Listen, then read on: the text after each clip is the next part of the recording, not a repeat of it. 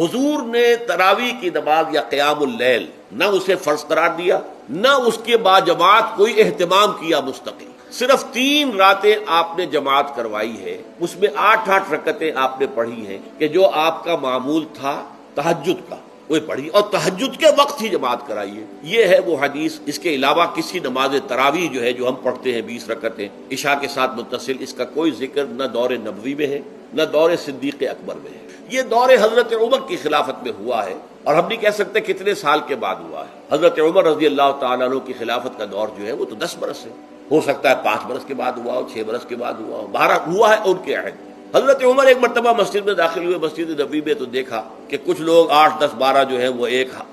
جو ہے حافظ کے پیچھے کھڑے ہوئے اور قرآن سن رہے ہیں، کچھ دوسرے کونے میں کھڑے ہیں، کچھ کہیں اور کھڑے ہیں، مختلف جماعتیں ہو رہی ہیں۔ تو انہوں نے سوچا کہ کیوں نہ ان سب کو ایک امام کے پیچھے جمع کر دیا جائے، اور اس کے لیے لوگوں کی سہولت کے لیے عشاء کے ساتھ متصل رکھ دیا جائے، اس لیے کہ تہجد کے وقت اٹھنا جو ہے وہ تو ہر کس و ناقص کا کام نہیں ہے، کہ عشاء کے بعد اگر تھوڑا سا اضافی وقت ہو صرف تو یہ ہر شخص کر لے گا، مزدور بھی کر لے گا۔ لہذا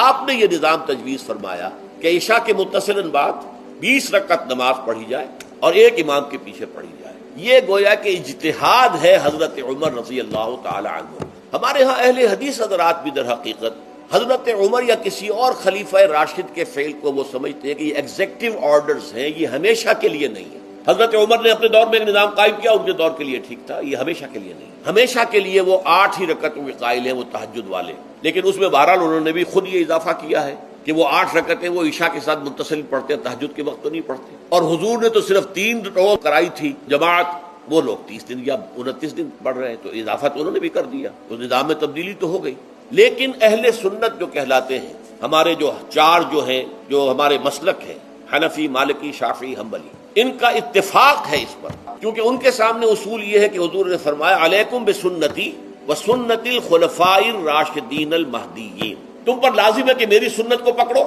مضبوطی کے ساتھ، اور میرے خلفاء راشدین مہدیین جو ہیں ان کی سنت کو پکڑو۔ اس اصول سے یہ چاروں فقہ جو ہیں حضرت عمر کے اجتہادات جو ہیں ان کو بھی پابندی سمجھتے ہیں کہ تمام عمر کے لیے، قیامت تک کے لیے امت مسلمہ پر ان کی پیروی لازم، لہذا اس میں اجماع ہے۔ اور یہاں تک کہ یہ سب سے آخری جو اس میں مسلک پیدا ہوا ہے زمانی اعتبار سے، سب سے پہلے مسلک جو ہے حنفی پیدا ہوا ہے، پھر مالکی پیدا ہوا ہے، پھر شافعی پیدا ہوا ہے، اور پھر حنبلی آخری۔ اور امام احمد بن حنبل بہت بڑے محدث بھی ہیں، تو ان کے ہاں بھی 20 رکعتیں ہیں۔ چنانچہ حرمین شریفین میں، سعودی عرب میں، مکے اور مدینہ منورہ میں جو نماز تراویح ہوتی ہے اس کی 20 رکعتیں ہیں، لیکن اہل حدیث حضرات جو ہیں وہ اس 8 کے اوپر اکتفا کرتے ہیں۔ بہرحال یہ ایک اختلاف ہے جو میں نے اس کا پس منظر بیان کر دیا۔